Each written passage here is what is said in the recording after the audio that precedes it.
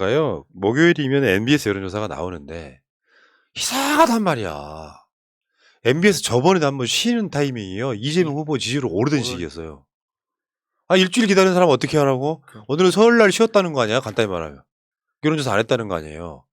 MBS가 안 하니까 이제 사실 제가 취급도 안 하던 것이 지금 새날 방송에 출연을 하는데 한길 리서치 여론조사 한번 보겠습니다. 일단은 통으로는 이거예요. 설 연휴 여론은 이재명 후보가 그러니까 지난주 비해서 5.1% 급등을 해서 이재명 40.4, 윤석열 38.5입니다. 그래프를 한번 보겠습니다.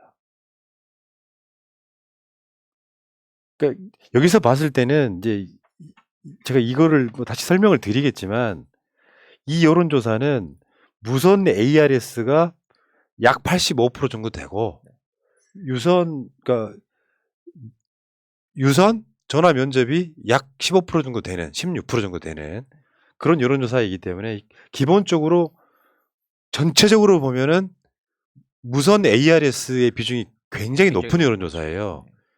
이재명은 전화 면접에 강하고 무선 ARS에는 윤석열이 강하다인데 전화 면접이 16.2%밖에 안 되는 측면이 있기 때문에 어쨌든 간에 전체 색깔을 보면 자동응답 ARS의 성격을 갖고 있는 여론조사라고 보시면 될 것 같고 이겼는데 문제는 추세라는 거죠.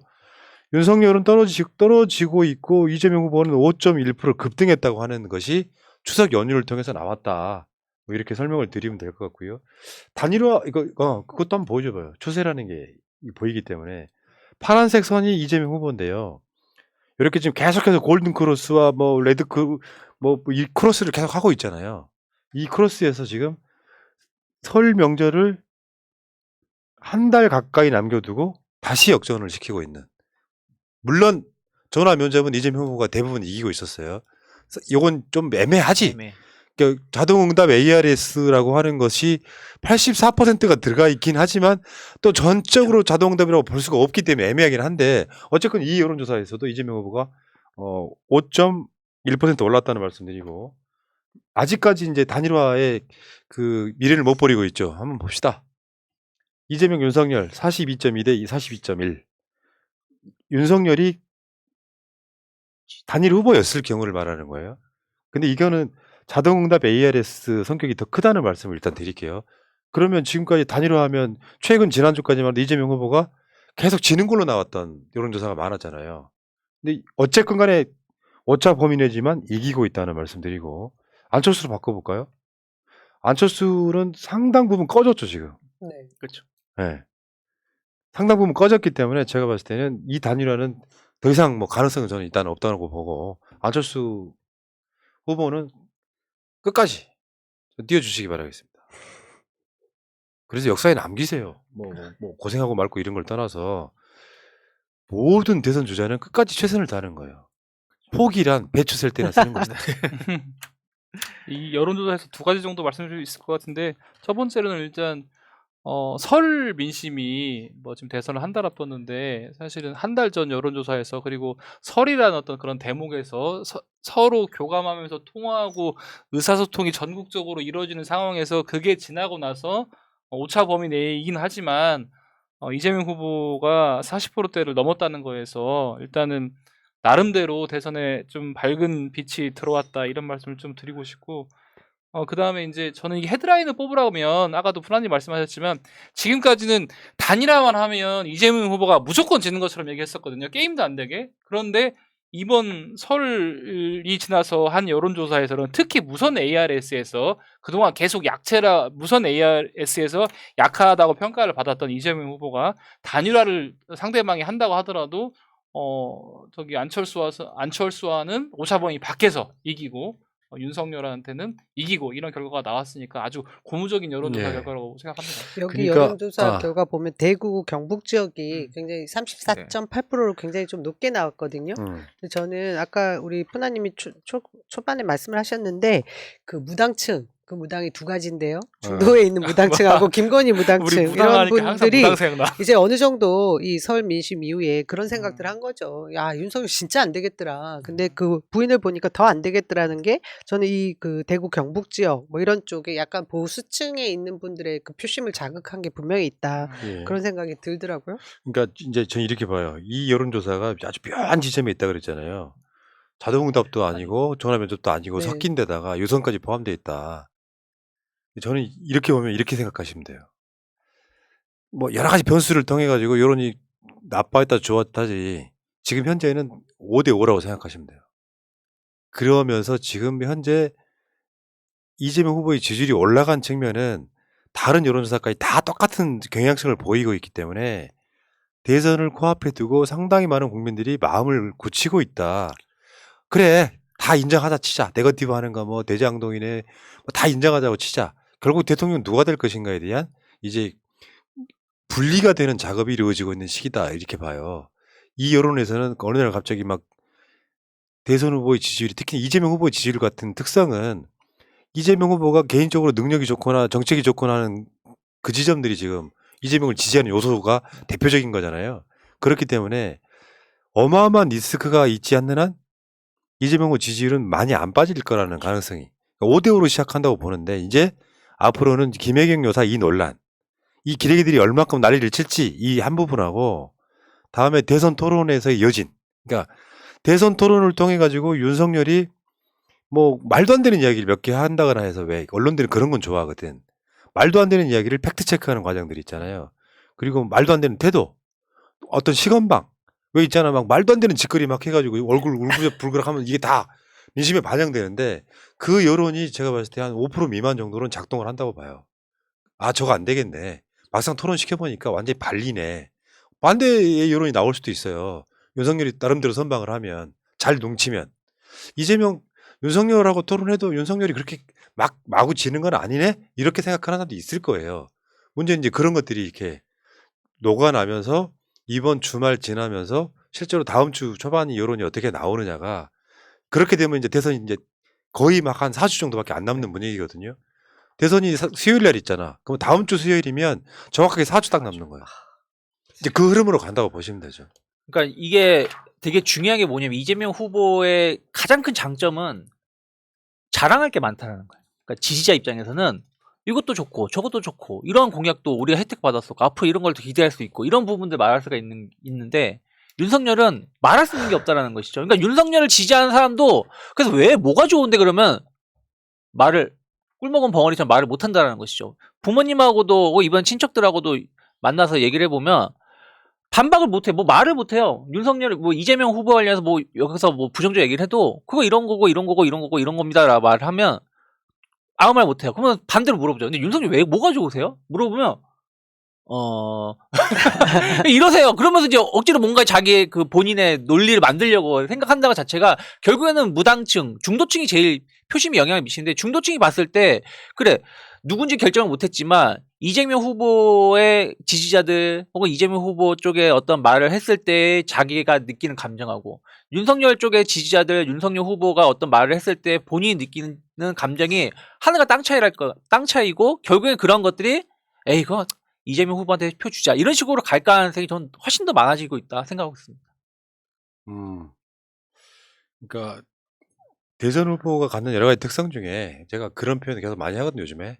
네거티브로 먼지가 수없이 쌓였어 이렇게 척겁게 쌓였어. 바람을 훅 불어갖고 다 날려보냈더니 남아있는 사람. 그건 이재명일 수밖에 없는 거예요. 왜냐하면 이재명은 자기가 하겠다고 했던 것들을 해왔기 때문에 그 기대치가 이제 국정으로 올라가면 상당한 기대치가 남아있는 것이고 동네 다 그렇잖아요. 아무 여러분들이 뭐 민주당 계열에 가까운 사람들이라고 할지라도 주위에 있는 정치 별로 관심 없는 사람들도 이재명이가 일은 잘하겠더라. 이런 표현들이 일반적으로 퍼져 있잖아요. 그런 후보는 전 된다고 일단 보는 것이고 현재 네거티브에 깔딱고개를 넣고 계시는 거예요. 조금만 넘어가면 정상이 나오고 한숨 돌릴 수 있는 시간도 저는 올 거라고 보는데 어찌됐건 이 고비를 잘 넘기셔야 되는 거라고 우리가 항상 드리는 말씀이 병사들 사기를 잃으면 안 됩니다. 우리는 무조건 될 거라고 생각을 하고 당당하게 나아가자는 게 가장 중요하다 이렇게 일단 봅니다. 아무튼 여론조사가 좋게 나오니까 기분은 좋네. 이 이슈와 김혜경 이슈와 대선 토론이 이제 많은 사람들이 회자가 되겠죠. 근데 이제 김혜경 여사 이야기를 조금만 더 해보자면 되게 열받는 게 사람 반대로 생각할 수 있거든요. 야, 그게 김혜경 여사가 쓴 게 아니라고 할지라도 법인카드 100여만 원을 몇 달에 걸쳐 쓴 거를 꼬투리 잡는 거 보면 진짜 털 게 없긴 없나 보다 같은 생각도 가능한 거예요. 그렇죠. 뭐 주가 조작해서 뭐 몇십억씩 하는 사람들이랑 좀 차원이 다른 거 아니야? 이왕 할 거면 좀 크게 해도 되는데 말이죠. 그 언론에서 뭔가 그 김혜경 여사에 대한 네거티브를 계속 같이 도와주는 공조하는 측면이라고 저는 생각할 수밖에 없는 게 지금 그 A 모 씨라는 그 전직 그 별정 공무원의 그 녹취를 가지고 지금 몇 날 며칠을 지금 울겨먹고 있냐고요. 사실 이렇게까지 아주 길게 보도를 할 만한 값어치가 있는 거냐에 대해서 국민들도 저는 아실 거라고 봅니다. 그러면서 아까 말씀하신 것처럼 김건희 씨의 비리 의혹들에 대해서 오히려 더 부각시킨다니까요. 저희가 이 무당 뭐 이런 쪽 얘기들을 하면서 오히려 잊을만 했던 도이치모터스 주가 조작, 뭐 양평 땅 부동산 특혜 의혹, 그리고 허위 경력, 뭐 논문 의혹 이런 것들이 지금 다시 올라올 수밖에 없는 상황을 만들고 있는 거거든요. 예, 저는 그래서 이것이 지금 이 국면이 근데 아까 푸나님은 네거티브의 깔딱고개라고는 하시는데 저는 국민의힘에서 계속해서 그 이 선거 막바지까지 네거티브의 무슨 어떤 조그만 거라도 계속 끄집어내고 언론은 그것을 키우고 그것밖에 할 수 없을 것 같아요. 그래서 저는 지지자들이 믿어주시고 단단히 더 뭉쳐서 그런 일 있으면 야 니들이 얼마나 진짜 할 일이 없으면 이거 하냐 이런 식으로 좀 배격해 주셨으면 좋겠어요. 맞습니다. 네. 이 부분 관련해서도 해외 언론은 우리 김건희를 좀 주목하잖아요. 영부인 후보가 반대하는 언론인들을 감옥에 넣겠다 이런 거 뭐 주목하잖아요. 독재자가 필요하다 이런 거 주목하면서 사실은 김혜경 여사한테는 주목 안 하잖아요. 그렇게 보면은 그런 거는 어떻든 간에 객관적인 언론의 프레임으로 봤을 때는 국정 운영에 정말로 뭔가 주술이 개입할 것 같은 느낌을 주는 사람들한테는 그리고 민주주의의 기본적인 가치를 부정하는 영부인 후보에게 때는 주목하면서 김혜경 여사를 주목하지 않는 것을 보면 네. 결국은 우리나라 지금 현재 언론들이 상당히 왜곡돼 있다는 것을 반증하고 있는 것이죠. 근데 이런 건 있어요. 이제 대선 국면이라고 하는 게 당내 경선 그리고 당내 경선의 컨벤션 효과 그 과정들을 거치는 시기라는 게 있잖아요. 사실 어떻게 보면 지금은 네거티브가 상당 부분 안 먹히는 시기에 돌입을 한 거예요. 그러니까 결정했죠 어느 정도. 네거티브 변수라는 게 정신 차리고 보면 보도만 보면 이건 뭐 엄청난 갑질한 것 같고 막 법인카드를 엄청 유용한 것 같은데 그 사이즈나 규모를 생각해 보면 사실도 아닐 뿐더러 김혜경 여사가 한 일도 아닐 뿐더러 이걸로 공격하네? 민주시민은 저는 그 정도까지 어떤 시한 올라와 있다고 봐요. 뭐 그게 문제가 되냐? 이런 식으로 올라와 있다고 봐서 실제로 대통령을 뽑으면 누가 더 똑똑해? 누가 더 유능해? 이 관점으로 지금 가는 것은 방향성 분명히 잡혀 있다고 일단 봅니다. 근데 그 상황에서 윤석열을 유능하다고 생각하는 사람은 없잖아요. 근데 그런 부분을 우리가 좀 맥을 잘 잡아가는 게 중요하다. 그렇게 보고요. 여론조사라고 하는 거에 대해서 좀 더 말씀드리면 역대 대선에서요. 특히 이런 경우 정권교체 여론이 그래도 꽤 높은 이 시점에서의 이런 선거에서 더군다나 다자구도에서 이재명 후보가 얻고 있는 지지율을 한번 보시면 적은 게 절대 아니다. 문 대통령이 41% 당선됐죠. 오늘 이재명 후보 여론이 몇 퍼센트예요? 41%입니다. 그러니까 사실상 실질적으로 봤을 때 이 다자구도가 유지된다는 전제하에 이재명 후보는 어떻게 보면은 한 8분 응선은 넘었다라고 일단 봐요. 그러니까 간절하고 조마조마하게 우리가 대선을 위해 뛰는 건 맞지만 질 거라는 생각을 아예 지우고 뛰자고요. 내가 열심히 안 하면 진다 같은 생각 하나만 갖고 뛰시면 된다고 저는 생각합니다. 남 탓 할 것도 없고 안 하는 사람은 그냥 버려두고 가. 너 왜 안 하냐고 화내지 말고 할 필요가 뭐 있어요. 내가 직접 하면 되지. 왜냐하면 남 탓하다 보면 시간 소모가 그만큼 빨라집니다. 남이 안 가면 내가 먼저 가 있으면 돼. 난 그게 선거라고 기본적으로 생각을 합니다.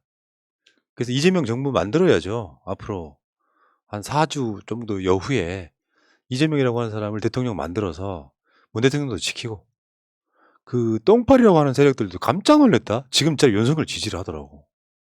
아 이거 너무 많이 나갔는데. 아니 그러니까 얘네들이 문재인 대통령 지지자를 참칭해서 이쪽에 들어와 가지고 그간 민주당 게시판 그렇게 지저분하게 만들고 지금도 후보 교체하라고 그 시위하고 근데 실제로 얘네들 SNS를 가봤더니 윤석열 지지를 하고 있어요. 그들이 지지했던 조국, 그들이 지지했던 문재인 이분들은 뭡니까 도대체? 이건 정상적인 세력은 아니라고 생각합니다. 그런 사람들이 아직도 어떤 이쪽에 뭔가 남아있다는 게 난 도저히 이해가 안 되는 거예요. 내가 아는 사람이 윤석열 지지를 하더라니까. 우리 쪽에 있던 사람인데 똥파리란 건 무서운 거예요. 나는 지금 최근에 그 김혜경 여사 그 논란 뒤요. 저는 그 촉발점이 똥파리가 아닌가 의심해보고 있거든요 지금. 그럴까요? 대장동도 마찬가지잖아요. 대장동 논란도 똥파리로부터 시작된 거잖아요. 사실은 이제 우리 지지자들 하나하나가 남 탓하고 뭐 이렇게 할 이제 시간도 없겠지만 그런 거 있잖아요. 나라를 바꾸기 전에 나부터 바뀌면은 나라가 바뀐다는 것처럼 내가 남 탓하기보다 내 주위에 있는 사람한테 한 번 더 이재명 얘기하고 윤석열 찍겠다고 정해진 사람한테는 야 윤석열보다는 철수가 낫지 않을까? 이런 얘기 좀 해주고 이러면서 가다 보면 결국은 한 2, 3주 내로 뭐 좀 확실한 우위를 점해서 선거에 승리할 거라고 생각합니다. 그러니까 숫자는 얼마 안 돼. 솔직히 말하면 전혀 여론에 영향을 주지 못하고 있긴 한데 안 되고요. 그 아까 청와대 사진 아까 전 방송에 보여줬던 거 한번 보여주실래요? 역사에 남을 슬플 사진을 한번 보여드리겠습니다. 요건데 자세히 보시면 몇 면이 대부분 다 아는 사람들이죠. 제일 눈에 띄는 건 전 조국 장관이고 당시 청와대 민정수석 그리고 그 옆에 강기정 정무수석이 있고요. 김건희하고 윤석열하고 사이에 문 대통령이 있잖아요. 보도는 그거야. 김건희가 이 임명식에서 마이크를 잡고 7분 동안이나 말을 했다는 거야. 그러면서 대통령님 뭐 등을 보십시오 같은. 뒤로 돌아보십시오. 자기가 사회를 봤다는 거야. 그때 깜짝 놀랐다는 거야. 여기 참여했다는 사람들이. 근데 아까 사진으로 다시 돌아오면은 여기 윤석열 뒤에 노영민 실장이 있잖아요. 이제서 말할 수 있다. 윤석열 임명을 강하게 주장했던 사람이 바로 노영민입니다. 그 노영민 실장이 밀어붙임으로써 윤석열이 검찰총장이 된 거예요. 많은 사람들이 뭐 다른 분으로 알고 있는 사람도 있긴 있는데 가장 강하게 주장했던 사람은 노영민 실장이 맞고요. 물론 이분도 이런 결과를 예상했겠습니다만 전혀 그런 식으로까지 막 비난할 필요는 없다고 생각이 드는데 그리고 이 사진에서 보면 자세한 게 보는 게 김건희 손가락 한번 보세요. 윤석열보다 손이 커요. 물론 이거 아무것도 아닌데 이 사진상으로 보면 그렇다니까요. 윤석열보다 손이 훨씬 커요. 그게 어떤 의미가 있을까요? 모르지. 손이 크면은 뭐 이렇게 뭐 많이 주고 기자한테 하겠죠. 뭐 1억 정도는 퍼줄 수 있는 받을 수 있고 뭐 뭐 큰 손이라는 얘기 하는 거예요. 굿할 때 뭐 돼지머리 큰 것도 할 수도 있고. 뭐. 근데 이건 역사에 남을 슬픈 장면이라고 저는 생각해요. 제가 다시 말씀드리지만 이게 역사의 해프닝으로 끝날 장면이냐 윤석열이 감옥 가거나 그러면 해프닝으로 끝나는 거고 이게 윤석열이 대선 대통령이 되게 되면 역사에 남을 슬플 장면이에요 이게.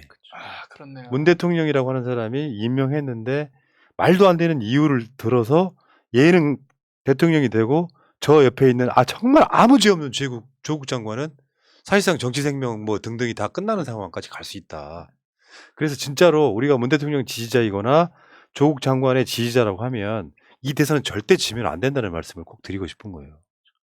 솔직히 뭐 그동안 어떤 대선이든 지면 안 되는 선거였고 그리고 그 이번에 선거가 그러니까 뭐 많은 분들이 이런 생각 많이 했을 것 같아요. 무슨 얘기냐면 그 이전에 문재인 대통령은 어쨌든 탄핵이라는 게 있었기 때문에 우리가 조금 여유로운 느낌으로 선거를 맞이했지만 그 전에 뭐 노무현 대통령께서 당선됐을 때나 하다못해 뭐 저는 그때 고등학생이었지만 김대중 대통령께서도 당선됐을 때 그 IMF를 만든 원흉이 있었음에도 불구하고 간당간당 조마조마했었거든요. 제 기억이 맞다라면. 그 나라를 팔아먹어도 찍는다 그거. 네. 그거.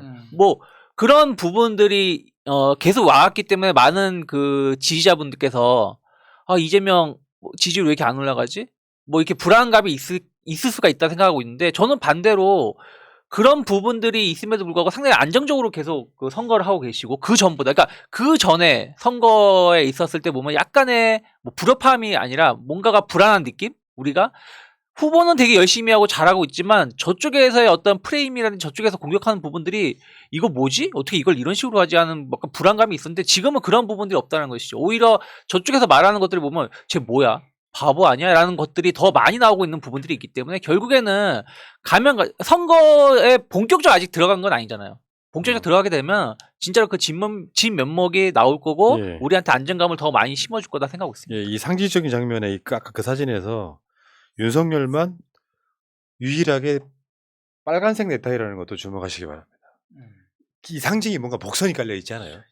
빨간색 넥타이. 근데 제가 이야기 마무리 하려고 하는데 뭐냐면